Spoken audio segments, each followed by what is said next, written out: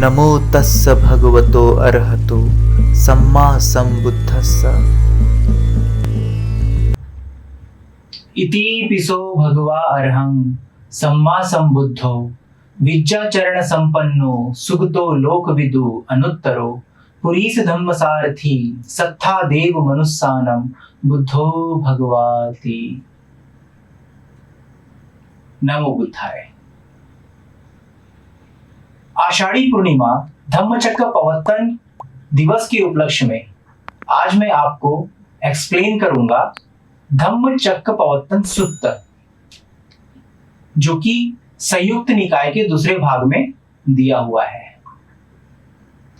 अब इस सूत्र को समझने के लिए इसे प्रॉपरली इंटरप्रेट करना होगा, बहुत अच्छे से इसकी व्याख्या करनी होगी। वो इसलिए क्योंकि अगर यह सूत्र जैसा है मैं वैसा ही आपको बता दूं तो आपको इस सूत्र के सुनने से कोई भी लाभ नहीं होगा। अब मैं बताता हूं क्यों। क्योंकि हमारे आसपास ऐसे बहुत सारे लोग रहते हैं जो कि बुद्धिस्ट हैं, बट स्टिल मैंने ऐसे बहुत लोगों को देखा है जिनका मानना यह है कि जन्म लेना ही दुख है। मैं इस बुद्ध के सिद्धांत को नहीं मानता। मैंने ऐसे लोगों को फेस किया है, अपनी ही सोसाइटी के बीच में किया है। तो इसका मतलब साफ है कि वह व्यक्ति बुद्ध में आस्था नहीं रखता, बुद्ध में उसकी श्रद्धा नहीं है, वह केवल दिखावे के लिए समाज का प्रतिनिधित्व करता है। वो सही मायने में इस मार्ग में सब चलने वाला व्यक्ति नहीं है, अनार्य है, मूढ़ प्राणी है, मूर्ख है, कम बुद्धि वाला है, जिसकी बुद्धि जागृत नहीं हुई है। तो इसे ऐसे ही समझना चाहिए।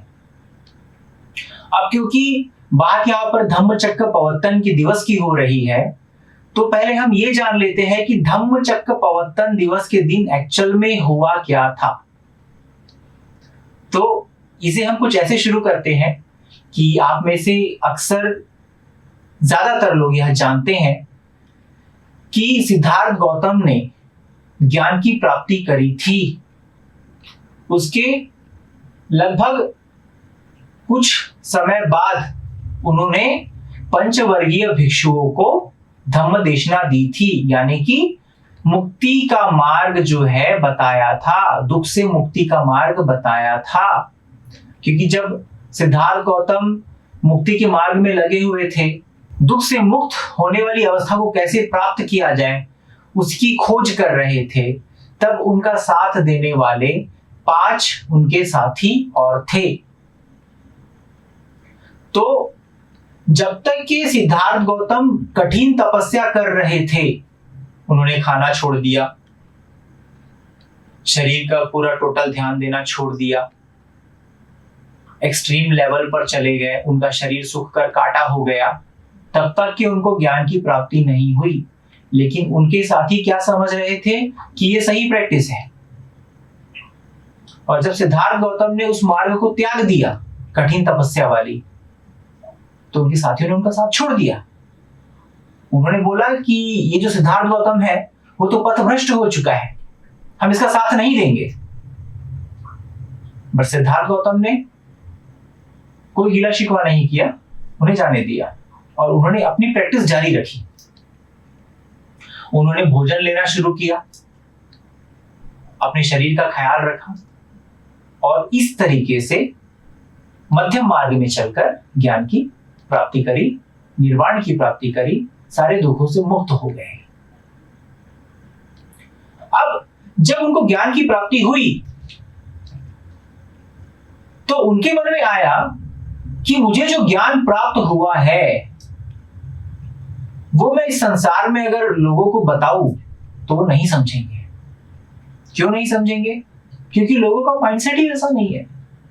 लोग मुक्त होना ही नहीं चाहते, लोग इसी संसार में दुख चक्र में भटकना चाहते हैं, संसार में लिप्त रहना चाहते हैं, रस लेना चाहते हैं, मजा लेना चाहते हैं, इंजॉय करना चाहते हैं, लड़की घुमाना चाहते हैं, शादी करना चाहते हैं, बच्चे पैदा करना चाहते हैं, प्रॉपर्टी बनाना चाहते हैं, इसी में लिप्त है। तो इनको कहां से धर्म समझ में आने वाला है, कहां से मुक्ति का मार्ग समझ में आने वाला है? तो यह जब विचार उत्पन्न हुआ सिद्धार्थ गौतम भगवान बुद्ध के मन में, क्योंकि अब तो भगवान बुद्ध हो चुके हैं, पहले सिद्धार्थ गौतम थे, बोधिसत्व थे, अब ज्ञान की प्राप्ति हुई तो उसके बाद वो सम्यक संबुद्ध हो गए, सुप्रीम बीइंग हो गए, सारे संसार में सर्वश्रेष्ठ प्राणी के दर्जे पे आ गए, अब उनसे ऊपर कोई है ही नहीं। तो जब उनके मन में ये विचार उत्पन्न हुआ तो जो ब्रह्मा है उनके मन में जो विचार आया उसको जान लिया।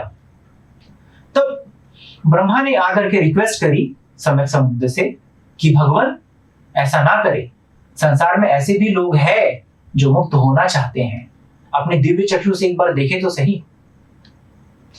तब भगवान ने अपने दिव्य चक्षु से ये देखा कि क्या वाकई में संसार में ऐसे लोग हैं जो मुक्त होना चाहते हैं, निर्वाण को प्राप्त करना चाहते हैं, मैंने जिस ज्ञान की खोज करी है उस ज्ञान को समझ सकते हैं, क्या है ऐसे लोग जो अरिय पाथ पर चल सके। तो जब उन्होंने दिव्य चक्षु से देखा तो उन्हें क्या दिखाई दिया कि आलार कलाम है जो बहुत ऊंची अवस्था में पहले से है समाधि के, जिनको मैं धर्म सिखा सकता हूं, मुक्ति का मार्ग बता सकता हूं और वो मुक्त हो जाएंगे, वो एक ही दिन में शायद सुनते ही मुक्त हो जाए। बट हुआ क्या, उनकी मृत्यु हो चुकी थी। फिर उन्होंने देखा और कौन है, तो देखा खुद्दक रामपुत्र है, तो उन्होंने क्या देखा, उनकी भी मृत्यु हो गई। फिर उन्होंने देखा और कौन है जो मेरे इस धर्म को समझने योग्य है, महापंडित है, तो देखे कि उनके जो पुराने साथी थे 5 भिक्षु वो थे, तो वह सारनाथ की तरफ चल पड़े। सारनाथ गए और आषाढ़ी पूर्णिमा के दिन उन्होंने पंचवर्गीय भिक्षुओं को धर्म चक्र प्रवर्तित कर दुख से मुक्ति का मार्ग बताया कि क्या है सही मार्ग, कैसे दुख से मुक्त हुआ जा सकता है। तो चलिए आइए अब सूत्र की शुरुआत करते हैं कि सूत्र में भगवान ने क्या कहा है। तो जो वर्तमान में जो सारनाथ है, जिसे आज भी डियर पार्क के नाम से जाना जाता है, उस समय वह मृगदाय के नाम से जाना जाता था, इसलिए आज भी वहां पर डियर पार्क के नाम से वहां पर मेंशन उसे किया गया है। तो जब भगवान बुद्ध पंचवर्गीय भिक्षुओं को ढूंढते हुए अपने दिव्य चक्षु से देख लेते हैं कि अभी जो पंचवर्गीय भिक्षु है वो है कहाँ निवास कर रहे हैं, उन्होंने दिव्य चक्षु से देखा तो वो वहां पहुंचते हैं भगवान बुद्ध। और जब वहां पहुंचते हैं तो पंचवर्गीय जो भिक्षु है वो दूर से आते हुए भगवान को देख लेते हैं। अब जब देखते हैं कि अरे ये सिद्धार्थ गौतम आ रहा है, ये तो पथभ्रष्ट है ना, तो इसको हम बिल्कुल भी सम्मान नहीं देंगे, इसे बैठने के लिए जगह भी नहीं देंगे, आने दो इसे। तो ये 5 डिसाइड कर लेते कि हाँ हम ऐसा ही करेंगे, लेकिन ऐसा कर नहीं पाते। जैसे जैसे भगवान करीब आते हैं उनके शरीर का जो तेज है इतना ज्यादा होता है कि उन्हें ऐसा महसूस होता है कि इसने कुछ ना कुछ तो प्राप्त कर लिया है। तो जो सोचते हैं कि हम इसे बैठने के लिए भी नहीं जगह देंगे, उनमें से एक एक भिक्षु धीरे धीरे उन्हें बैठने के लिए आसन देता है, जगह देता है, उनका मान सम्मान भी करता है, उनका पैर भी धोता है। ये चीज होती है, मतलब जस्ट अपोजिट होती है। मतलब देखो भगवान के शरीर का तेज इतना था कि वो रोक भी नहीं पाए खुद को, उन्होंने पूरा सम्मान दिया भगवान को। इस बार भगवान ने बताया कि मैंने ज्ञान प्राप्त कर लिया है, जिसकी मैं खोज कर रहा था उसके ज्ञान की प्राप्ति मुझे हो चुकी है।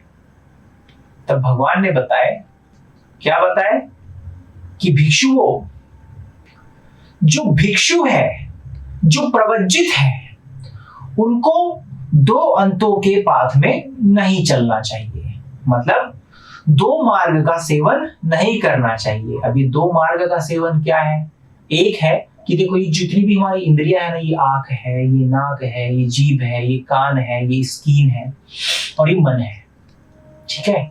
ये इसके अंदर क्या होता है, बहुत तृष्णा है, बहुत इच्छाएं हैं। जैसे कि इस आंख से हम किसी सुंदर स्त्री को देखते हैं तो हमारा मन जो है मोहित होता है, हमारे अंदर कई तरह की फीलिंग्स अराइज होती है। ठीक है, तो इन सब चीजों को, जितने भी हमारी इंद्रियां है, हम जो कान से, अब देखो एक गृहस्थ अपनी लाइफ कैसे जीता है इसे समझिए। जैसे कि आप है, मैं हूं, हम अपनी लाइफ को कैसे जीते हैं? हम गाना सुनते हैं और खूब एंटरटेन होते हैं, डीजे के गाने में नाचते हैं, खूब जोर जोर से नाचते हैं, पागलों की तरह नाचते हैं, थिरकते बहुत जोर जोर से। ठीक है, तो भगवान बोलते ये नहीं करना है। ठीक, बहुत स्वादिष्ट स्वादिष्ट खाने के पीछे हम भागते हैं कि अरे आज तो हम ये खाएंगे, अरे आज तो ऐसा बनना चाहिए, अच्छा नहीं बना तो परेशान हो जाते, दुखी हो जाते, अरे यार आज खाना अच्छा नहीं बना, इस होटल में जाके इतना पैसा खर्चा किया, हट खाना अच्छा नहीं बना। तो इन सब चीजों में एक जो गृहस्थ व्यक्ति है वो पड़े रहता है। अगर आपको कोई गाली दे दे तो आपको क्रोध आ जाता है, आपसे कोई झगड़ा कर ले तो आपको क्रोध आ जाता है। तो भगवान ने बोले कि जो गृहस्थ लोग जो करते हैं वो भिक्षुओं को नहीं करना है, यानी कि ये जो इंद्रियां है, इंद्रियों में रस नहीं लेना है। ना तो आपको किसी सुंदर छवि के पीछे मोहित होना है, उसके पीछे तृष्णा नहीं जगानी है, सुंदर स्वर के पीछे तृष्णा नहीं जगानी है, सुंदर स्वाद के पीछे तृष्णा नहीं जगानी है, स्पर्श के प्रति तृष्णा नहीं जगानी है। क्यों? क्योंकि यह दुख मुक्ति का मार्ग नहीं है, ये संसार के दुख में बांधे रखने वाला मार्ग है। तो गृहस्थ को तो आप ये चीज नहीं बोल सकते, क्योंकि गृहस्थ को तो निर्वाण चाहिए ही नहीं। बहुत कम लोग हैं, रेयर लोग जो निर्वाण शब्द भी सुनते हैं, उनको दुख मुक्ति का सोचते हैं जो लोग, ये तो बहुत ही रेयर लोग होते हैं इस संसार में, है ना। तो बहुत, मैं ये कह सकता हूँ कि 1% ही गृहस्थ होंगे जो सही मायने में निर्वाण की प्राप्ति करना चाहते हैं, और जो निर्वाण की प्राप्ति करना चाहते हैं वो ज्यादा समय तक गृहस्थ भी नहीं रह सकते, डेफिनेटली वो एक समय के बाद भिक्षु हो जाएंगे। तो गृहस्थों में जो संख्या है वो बहुत ही कम है, और गृहस्थ रह करके आप दुख मुक्त जो है होना बहुत ही ज्यादा मुश्किल है।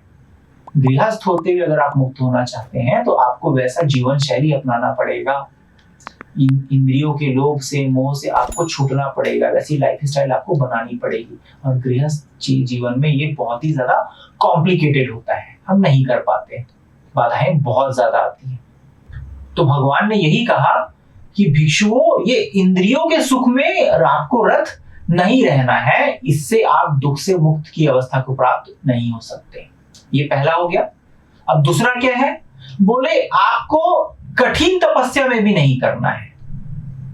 मतलब जैसे आज भी आप देखते होंगे, ऐसे बहुत सारे योगी ऋषि मुनि हैं जो बहुत कठिन तपस्या करते हैं, अपने आप को मिट्टी में दबा लेते हैं, रेत के अंदर भर लेते हैं, नाक बंद कर लेते हैं, कई समय तक खाना नहीं खाते, कपड़े नहीं पहनते, है ना, गंदे से रहते हैं। आज भी हमें ऐसे योगी पुरुष देखने को मिलते हैं। तो ये जो है अति है, इससे भी आप दुख से मुक्त नहीं हो सकते। क्यों? क्योंकि एक्चुअल में आप अपने शरीर को पीड़ा दे रहे हो।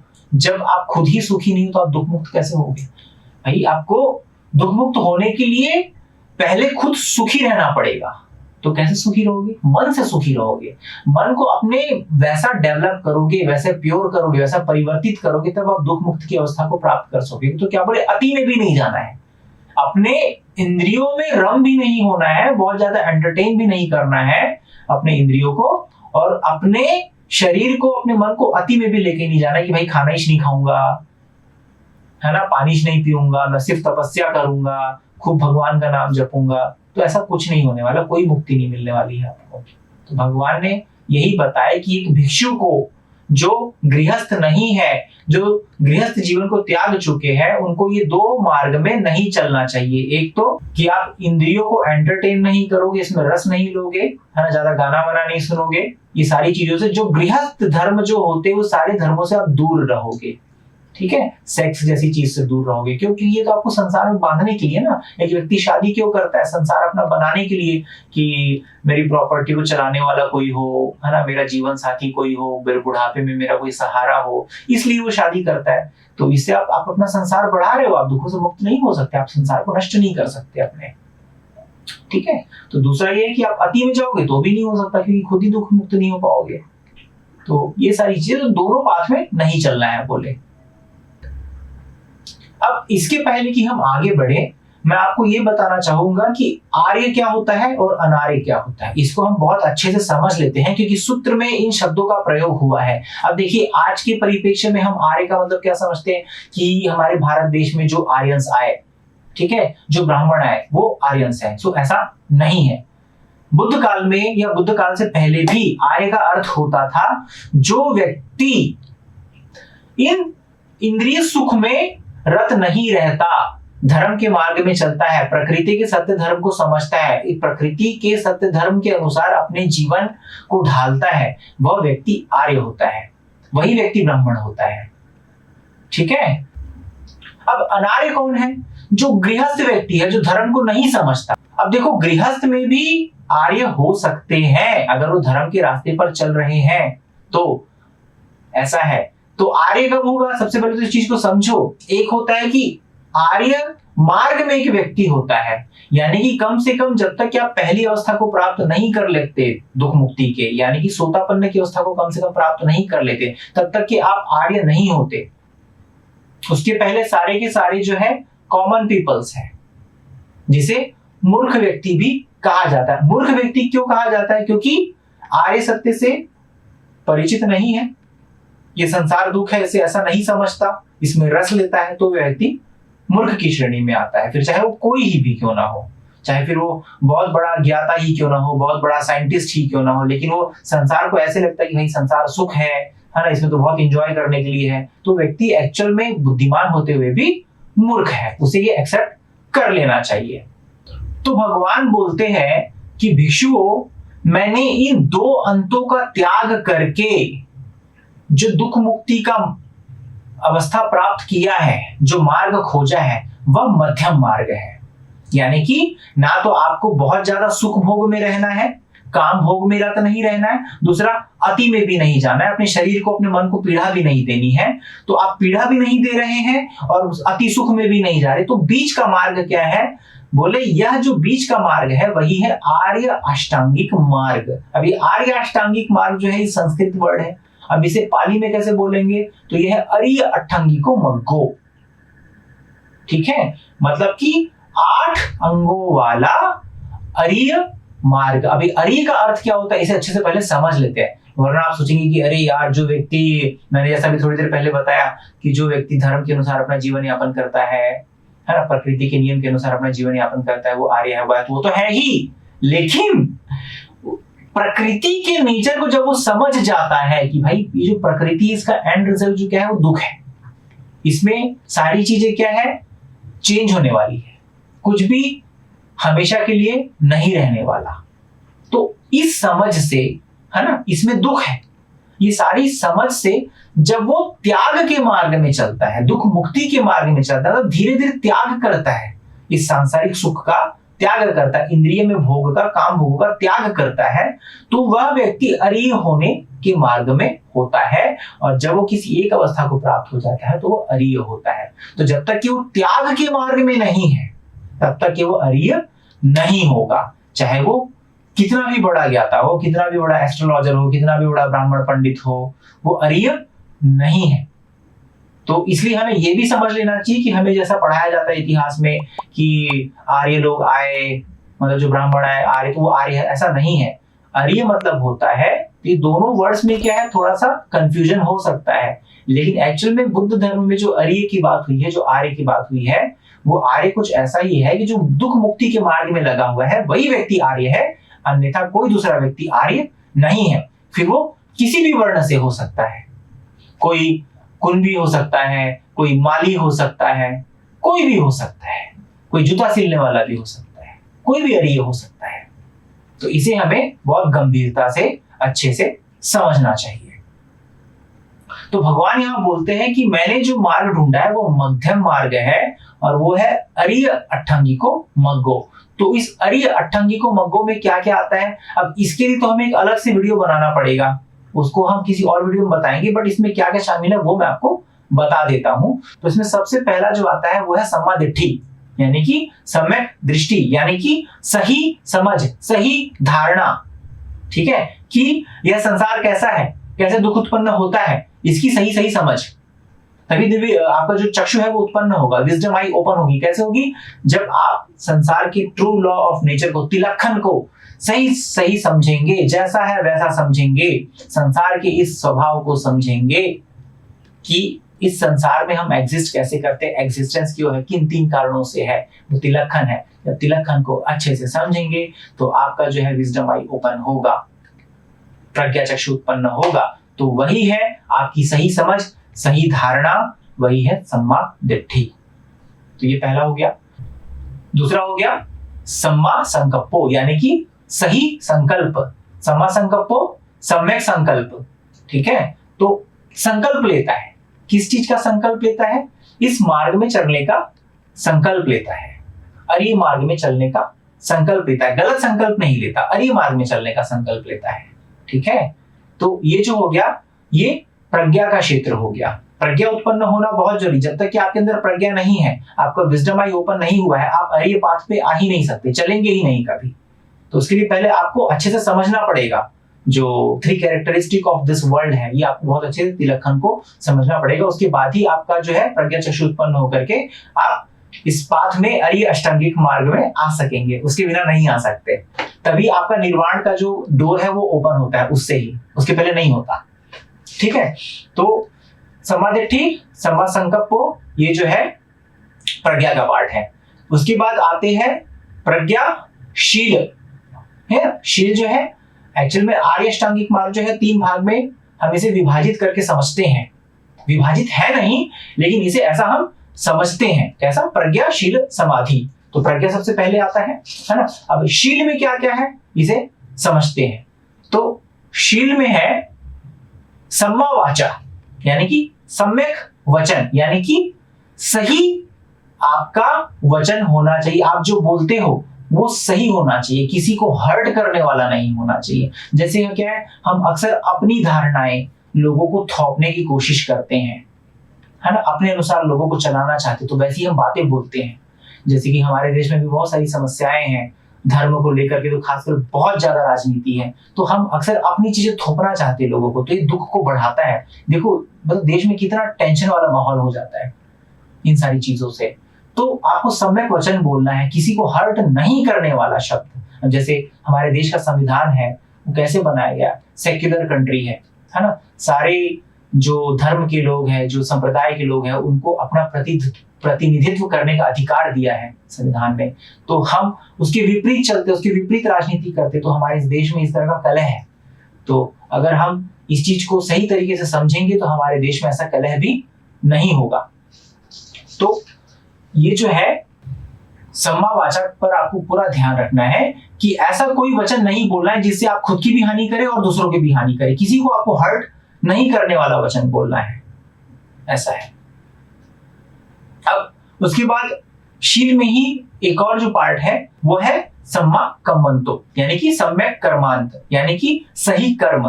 तो ऐसा कर्म करना जिससे दूसरे की हानि ना हो और खुद की भी हानि ना हो।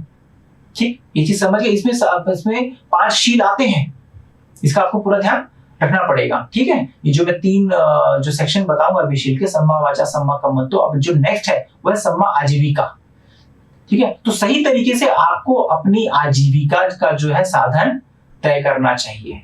ऐसा कोई भी व्यापार नहीं करना चाहिए, ऐसे कोई भी नौकरी नहीं करनी चाहिए जिससे आपकी और दूसरों की हानि होती हो, ठीक है। तो ये शील का पार्ट हो गया। मैंने क्या क्या बताया, सम्मा दिट्ठी, सम्मा संकल्पो, ये 2 प्रज्ञा के हैं।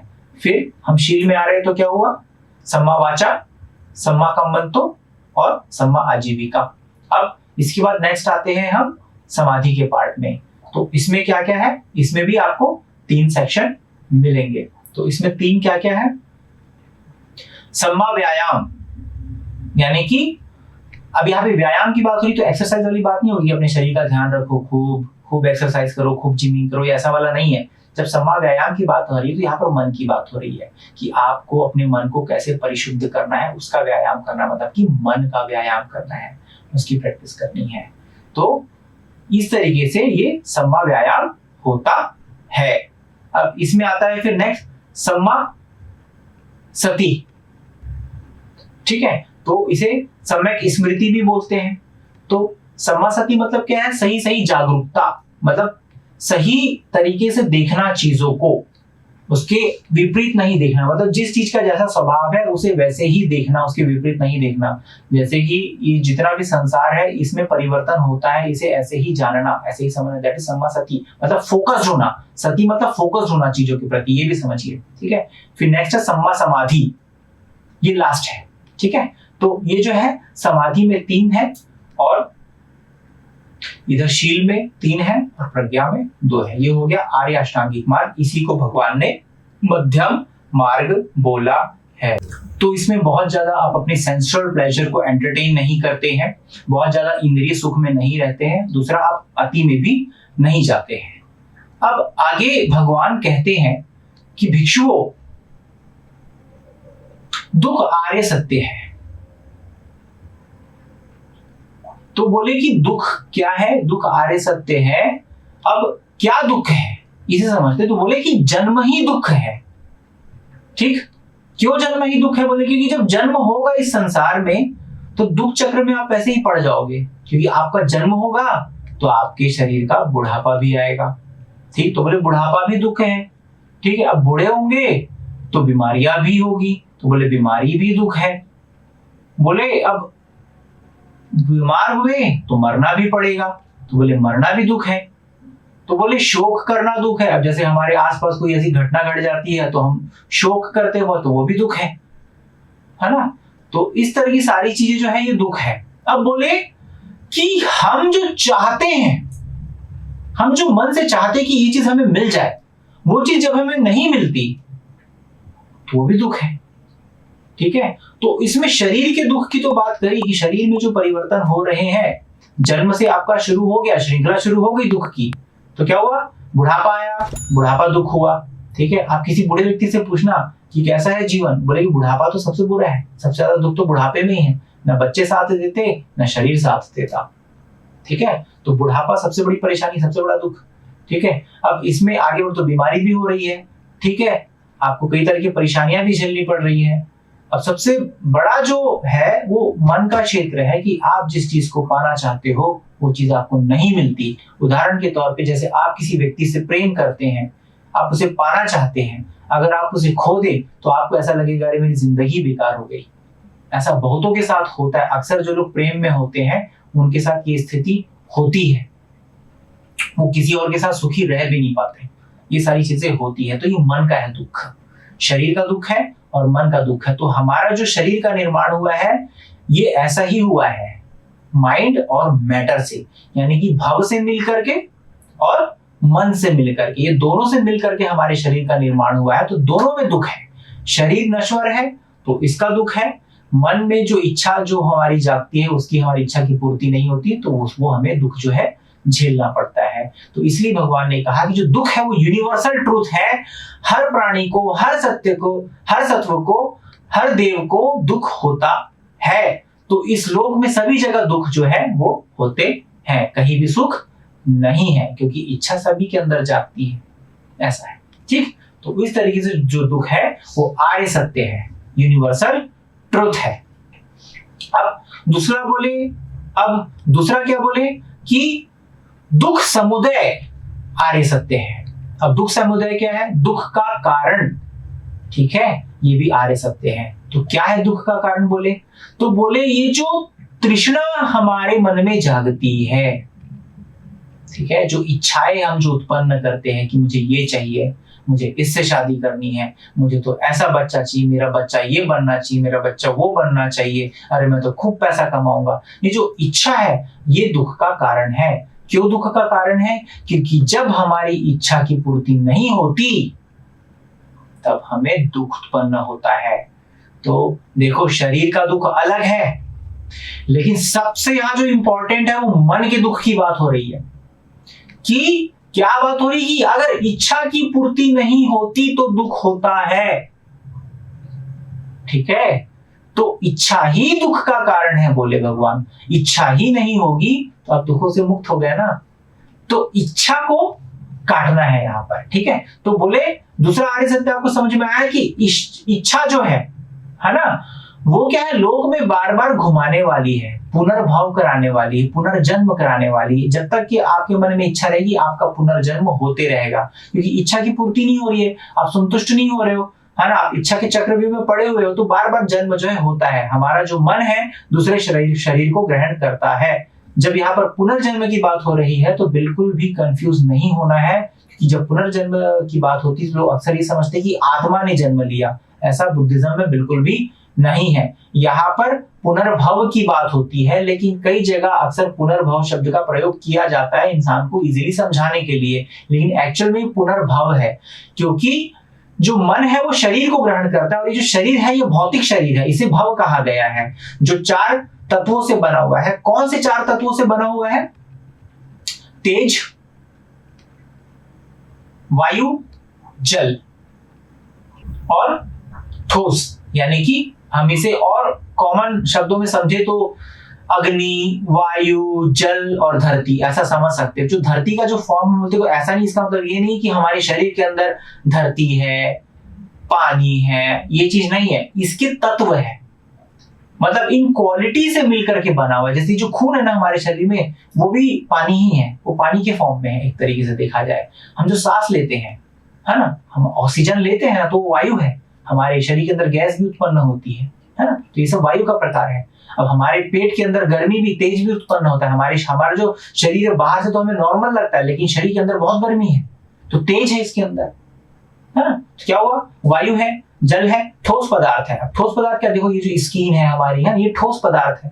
तो ये पृथ्वी हमारी कैसे होती है, ठोस होती है, तो उस क्वालिटी में हम इसे गिनते हैं, मेजर करते हैं, ये है चीजें, ठीक है। तो अब एक मन है, तो मन जो है इस भाव के प्रति आसक्ति लगाए बैठा है, लगाव लगाए बैठा है, इसलिए ये बार बार जो है पुनर्भाव के चक्रव्यूह में पड़ा रहता है। तो जब तक ये तृष्णा खत्म नहीं होती, जब तक तृष्णा खत्म नहीं होती तब तक ये हमारा पुनर्भव होते रहता है, इसलिए इच्छा को नष्ट करना जरूरी है। तो बोले तीसरा आर्य सत्य क्या है, तो बोले दुख निरोध, यानी कि दुख का नष्ट करना, दुख को खत्म करना जो है तीसरा आर्य सत्य है। तो बोले कि दुख नष्ट कैसे होगा, दुख का निरोध कैसे होगा, दुख का खात्मा कैसे होगा। तो बोले ये जो इच्छा है, ये जो तृष्णा है ना, जो हमें दुख चक्र में बांधे हुए हैं, हमें पुनर्जन्म में फंसाए हुए हैं, इसका क्षय करना ही, इसको नष्ट करना ही दुख निरोध आर्य सत्य है। यानी कि यही दुख मुक्ति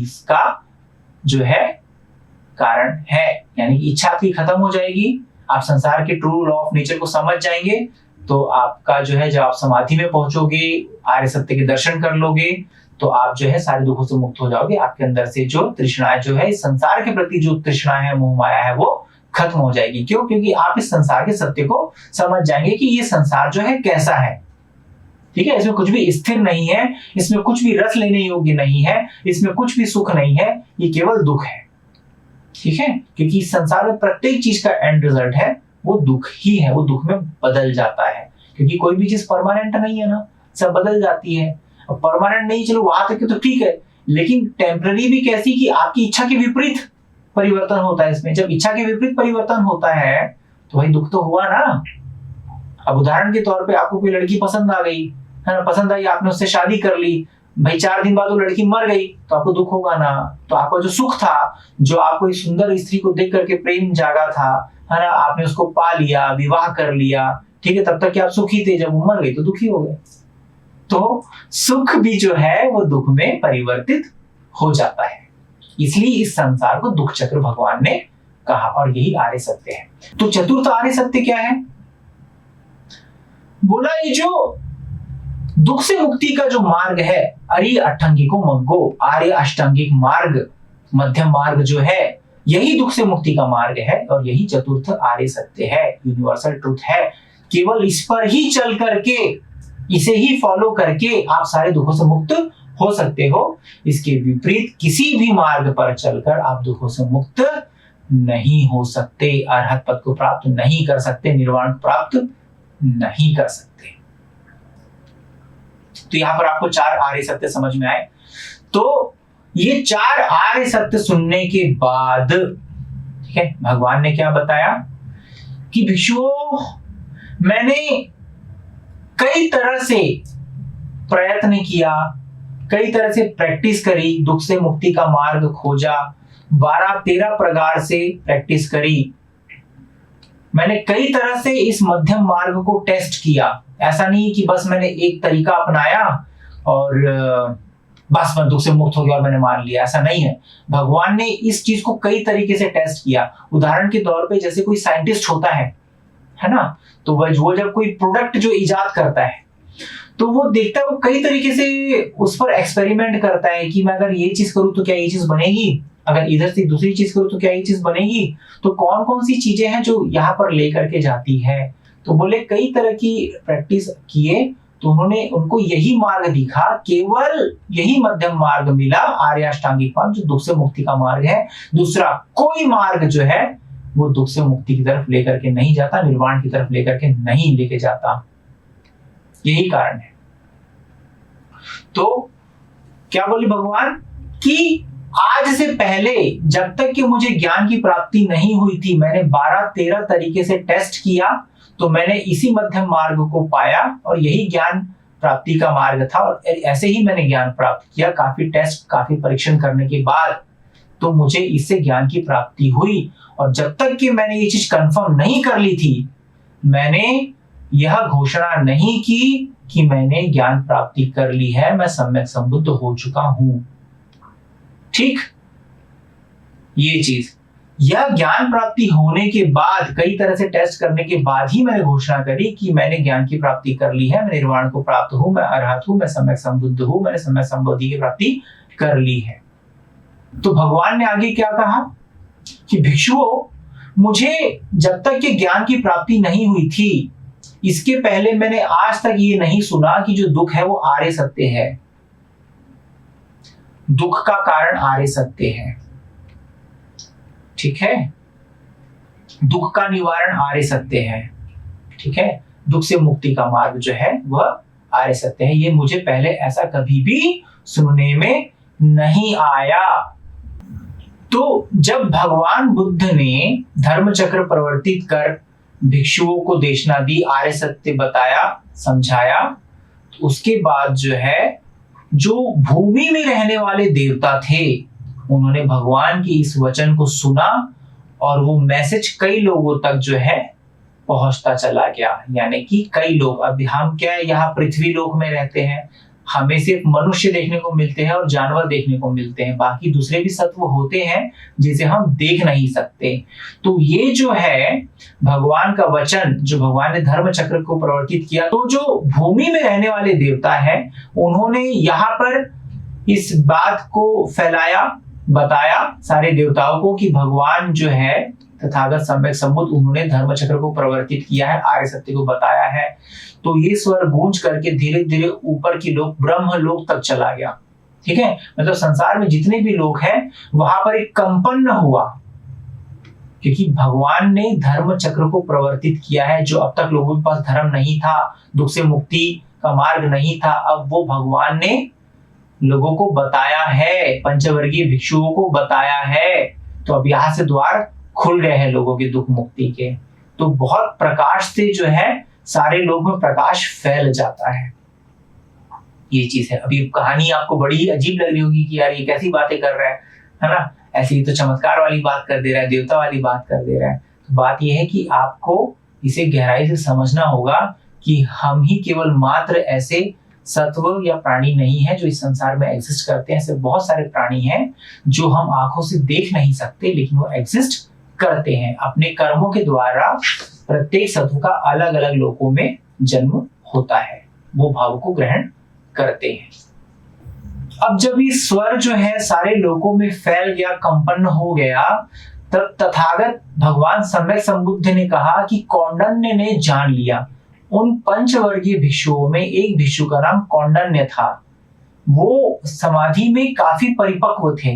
तो उन्होंने जैसे ही भगवान के बताए हुए धर्म को सुना, वो सुनते सुनते ही दुखों से मुक्त हो गए, निर्वाण को प्राप्त हो गए, अरहत हो गए।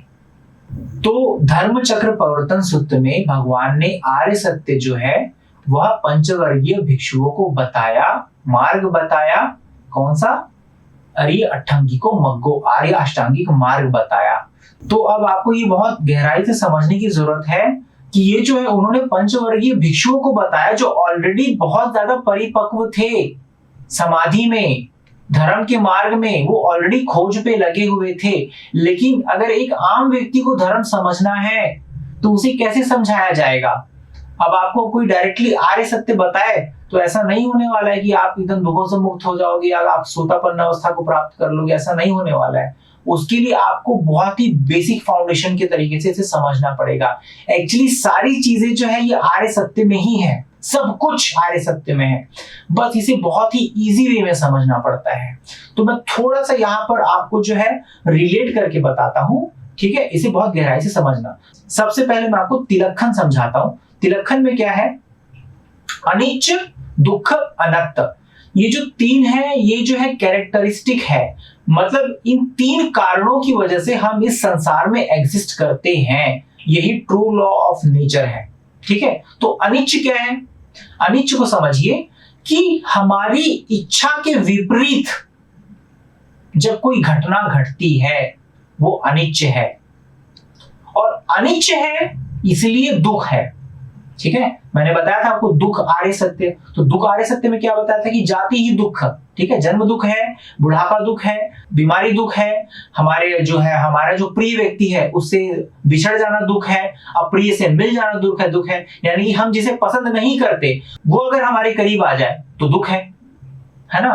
तो हमारी इच्छा के विपरीत कोई चीज होती है। अब देखिए यहां पर समझिए, ठीक है? शरीर का दुख समझा कि जन्म लिया तो दुख चक्र चालू हो गया, ठीक है? बूढ़ा हुआ तो दुख हुआ, बीमारी हुई तो दुख हुआ, मरना हुआ तो दुख हुआ। अब मन को समझते हैं ना, तो क्या बोल रहे हैं यहाँ पे? प्रिय व्यक्ति का बिछड़ना, यानी कि जिसे आप प्रेम करते हो वो अगर आपसे बिछड़ जाता है आपको दुख होता है। यानी कि आपको जो चीज चाहिए, आपकी इच्छा, ठीक है, जो आप बहुत पसंद करते हैं, जिससे बहुत लगाव है आपको, वो अगर आपसे दूर हो जाता है आपको बहुत दुख होता है, बहुत ज्यादा दुख होता है। ये मन का दुख है, ठीक है? और दूसरा क्या है?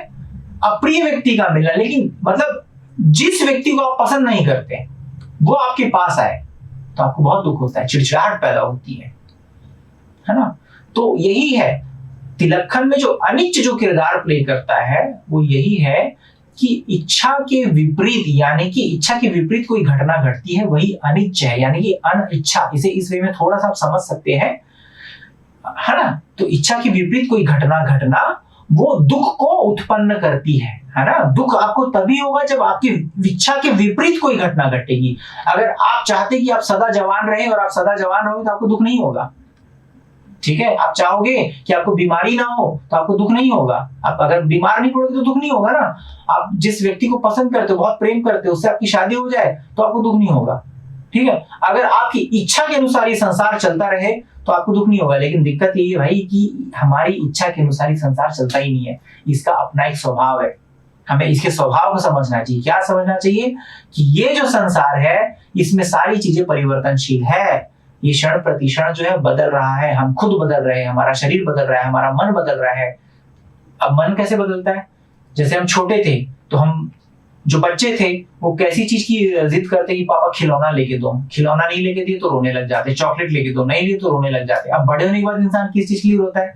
अरे मेरे को इस लड़की से शादी करनी है, नहीं होगी तो परेशान, ठीक है, प्रॉपर्टी लेनी है। तो चीजें बदल रही है, यहाँ मन का जो एक्सपेक्टेशन है, तृष्णा है, वो बदल रहा है ना? तो इस तरीके से शरीर में तो बदलाव होता है, मन में भी बदलाव होता है। तो इस तरीके से एक व्यक्ति कभी भी हमेशा वो व्यक्ति नहीं होता जो वो पहले था, इसमें भी हर वक्त परिवर्तन हो रहा है।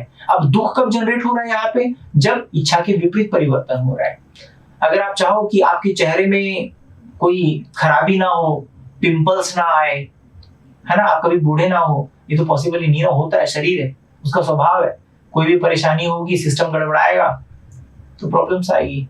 तो इस स्वभाव को हमको समझना चाहिए। जब हम इस स्वभाव को नहीं समझते, इसके प्रति राग उत्पन्न करते, हम चाहते कि हमारी इच्छा के अनुसार ये शरीर चले या ये संसार चले, और वो नहीं चलता तो हमें दुख उत्पन्न होता है। तो यही दुख है। यहां से आपको दुख समझ में आ गया होगा कि इच्छा के विपरीत कोई घटना घटती है तो वो दुख होता है, और इच्छा के विपरीत कोई घटना घटना ही अनिच्छ है, ठीक है? अब देखते हैं कि अनर्थ क्या है। तो भगवान यहां बोलते हैं कि जो चीज हमारे कंट्रोल में नहीं है इस शरीर को आप कंट्रोल नहीं कर सकते, यहाँ पे दूसरे लोगों को आप कंट्रोल नहीं कर सकते। जिस शरीर को आप कंट्रोल नहीं कर सकते, जो शरीर आपकी मर्जी के अनुसार नहीं चलता, ये बूढ़ा हो जाता है, इसको बीमारी हो जाती है, क्या आप इसमें ग्रहण कर सकते कि ये शरीर मैं हूँ या ये शरीर मेरा है? जो मन आपके हिसाब से नहीं चलता है ना, क्या बोल सकते हो कि ये मैं हूँ? ठीक है, तो ये अनंत भाव है, ये संसार का जो है ये सत्य स्वभाव है। यही संसार का असली स्वभाव है कि भाई इसमें मैं मेरा जैसे ग्रहण करने योग्य एक्चुअली कुछ है नहीं। लेकिन बात है कि हम हमेशा मैं मेरा में जीते, इसलिए दुखी रहते हैं, और जब तक कि मैं मेरा में जीते हम मुक्त नहीं हो पाते। तो आपको यहां से समझ में आया, दुख आर्य सत्य में जो दुख बोला गया है, दुख, ठीक है, जाति ही दुख का, जन्म लेने से ही दुख चक्र शुरू हो गया, ठीक है। और इच्छा की जहां मैंने बात करी, प्रिय व्यक्ति का दूर होना और अप्रिय का मिलना, ठीक है, और इच्छा के विपरीत घटना, ठीक है, ये दुख को जन्म देता है, ठीक है। तो ये अनिच्छ का पहला पार्ट हो गया। दुख से ही आपको समझ जाना ये अनिच्छ को दर्शा रहा है, ठीक है। अब दुख क्या है, आपको दुख का कारण आप समझ लेते हैं। दुख का कारण क्या भाई? तृष्णा है ना। तो दुख को आप ऐसे रिलेट कर सकते हो, अनिच्छ स्वभाव ने तो आपको दुख दे दिया, है ना। दुख का कारण भी समझ लो भाई, तृष्णा है तो दुख है ना, ठीक है। तो अब अनंत भाव जो है, इससे आपको छुटकारा मिलेगा कैसे? इस तृष्णा का क्षय करके, इस तृष्णा को काट करके आर्य अष्टांगिक मार्ग पे चल के आप तृष्णा को काट सकते हो।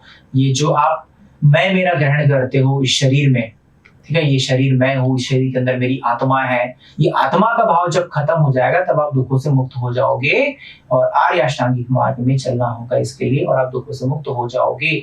और केवल तिलक्षण को समझ करके ही आप आर्य अष्टांगिक मार्ग में आ सकते हो, उसको बिना समझे नहीं आ सकते। तो इस तरह से मैंने आपको धर्म चक्र प्रवर्तन सूत्र जो है वो एक्सप्लेन किया है।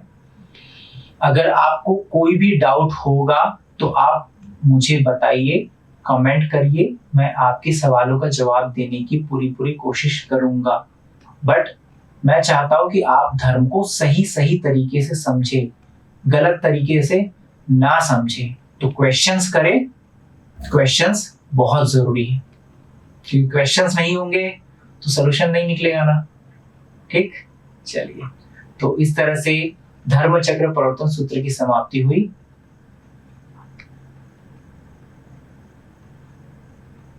इस संसार के सभी प्राणी दुखों से मुक्त हो, आर्य मार्ग पर चलकर निर्वाण की प्राप्ति हो, सभी दुखों से मुक्त हो, सभी निरोग हो, दुखों से मुक्त हो, दुखों से मुक्त हो।